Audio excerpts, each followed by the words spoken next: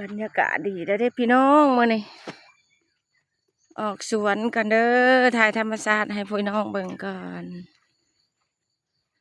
ทางไปให้ไปนะคือมีชิมอยู่พี่น้องไปตาพีสิหลอกแท้ว่าคนก็เจ้าไปให้ไปนะเบิ่นน้องเขาเจ้าบอกว่าสวนเขาจอบสวนมันสวนอย่างก่อนบรรยากาศดีดีมื้อนี้ก็ได้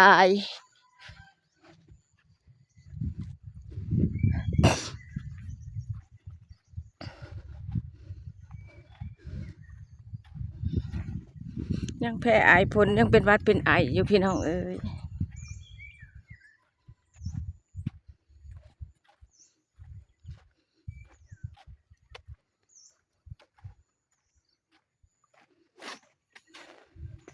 บ่มีคนปลอดโปร่งโล่งโช่งลง